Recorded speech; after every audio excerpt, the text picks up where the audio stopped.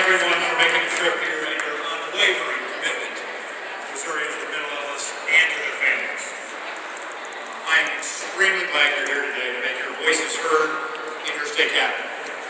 Because what happens in this building this year will have a profound and lasting impact on the health of our communities and the well-being of our great state. Now, working together, we make great strides to help Missourians with challenges live up to their God-given potential. We passed a landmark bill that requires insurance companies to cover the diagnosis and treatment of autism spectrum disorders, and today, 1.6 million Missourians are covered by that coverage, but much more importantly than that, today, 3,000 young folks are getting that ABA treatment to make a difference in their lives. Thank you for your help in getting that done.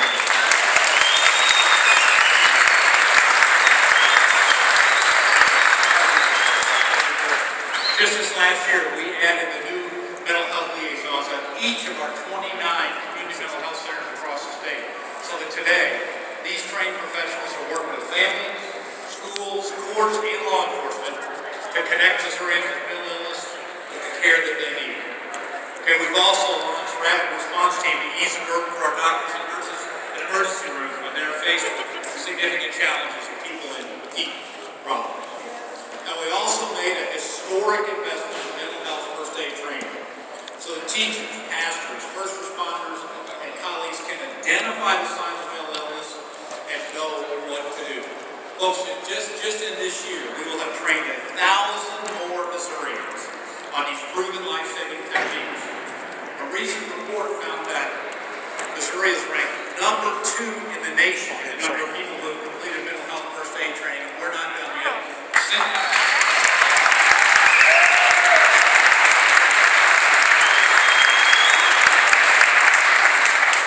We also are working to make sure we have enough mental health professionals to fill all the needs out there.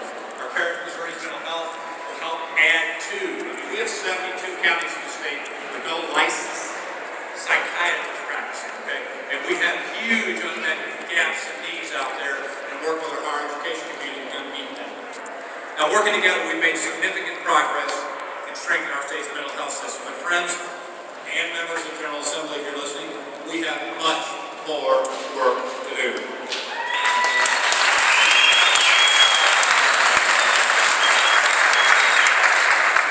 I'm going to talk real quickly just about 2 of those things, give you to-do lists on your items. First of those is the dire situation at the Fulton State Mental Hospital. As the state's only maximum security psychiatric facility, Fulton State Mental Hospital serves a difficult but essential purpose.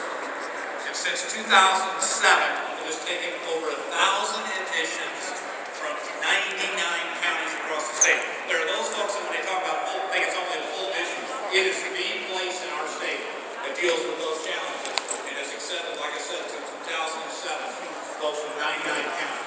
Today, we all know this facility is crumbling and in desperate need of replacement. That hospital was built in 1851. Okay? 1851. It's time we had to do state hospital. Let's wait.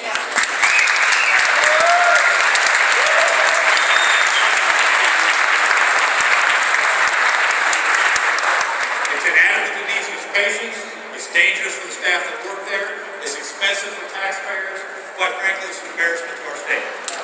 Fulton State Hospital needs to be rebuilt and needs to be rebuilt right now. Unfortunately, though, something happened last night which does not help me. Members of the House Budget Committee failed to recognize the urgency and last night stripped the funding for a new Fulton State Hospital in the supplemental budget. The committee chair said, and I quote, "There is no emergency for us to act." Okay? No emergency? Tell that to the patients whose care and mental health are in balance.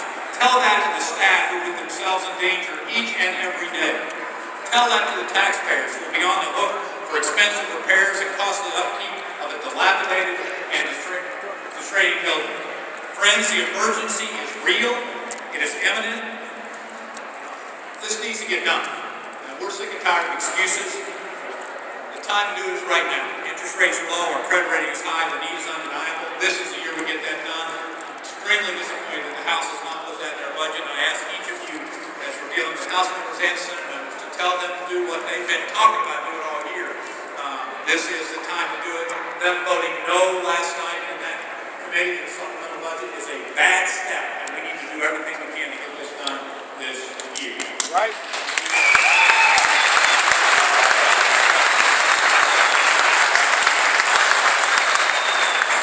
Now, I want to talk about one more issue. There are many issues facing our mental health care system, perhaps none more wide-reaching and lasting than the transformative opportunity before us to bring $2 billion a year back to our state and provide quality health care to hundreds of thousands of Missourians in need. Of the 300,000 additional Missourians who will be covered with Medicaid expansion, about 50,000 need mental health treatment.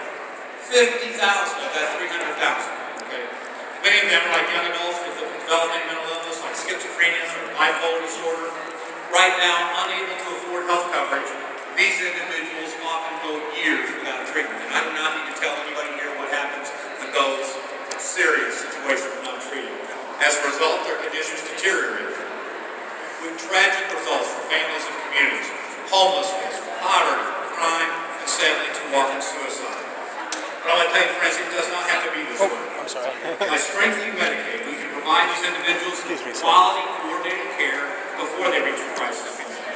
In addition, we can shore up services for those who do reach a crisis point and are in need of inpatient psychiatric care. A report by our Department of Mental Health showed that Medicaid expansion is essential in order to prevent further cuts to this important psychiatric system and make sure this important safety net stays intact for those in need. We just got to get this done.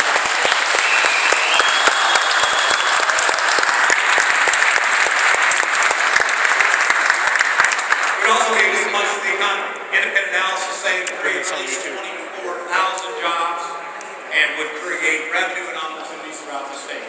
But I want to speak to everybody here as taxpayers on this for just a second. We all understand mental health needs, we all understand the health needs, we all know the basic that working people deserve to have health. Okay? We know that. Let's talk, we're Missourians and we're pretty tight-fisted. All of us are pretty conservative when it comes to our own money, I guarantee you that. Let me tell you something real about this. On January 1 of this year, you and I started paying taxes that are being used to reform and expand Medicaid in other states. In fact, we pay $5.47 million every day in taxes. That goes to Washington, D.C. I thought you were going and to it's sent to states like Ohio and Iowa and Nevada and New Mexico to expand healthcare opportunities, to reform and improve healthcare there. So not only, and last year when we talked about this, this was what might happen next year. It's happening right now. Okay? And those $100% from the federal government are not going to last forever. We need to move, and we need to move right now. Okay? That's $2 billion.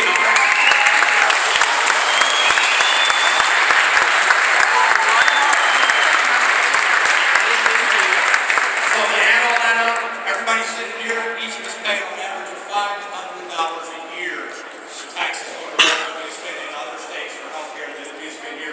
And all we have to do is open up this thing and reform and improve our healthcare system here. I ask you to push these legislators to make the right decision, as they have in state after state after state. It's time for us to move forward.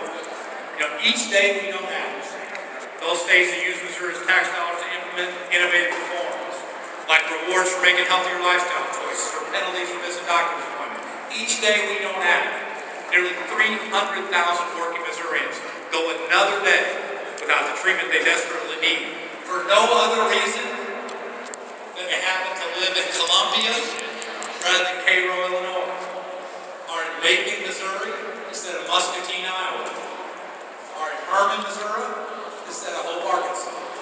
Folks, it is time we move forward. It does not have to be this way. We've seen our neighbors move forward with common sense, market-based approaches to helping low-income working families afford the basic health service care they need, including mental health services. Thank you. Republicans and Democrats in these states work together to stand up for taxpayers, for families, and for their communities. And unless we change course, they're going to continue to do this with our tax dollars. That's wrong, and as we see in other states, it can be fixed. So I want to thank you for your dedication. I want to thank you for your commitment. I want to thank you for being here. And I want to tell you that we work together, we will make property.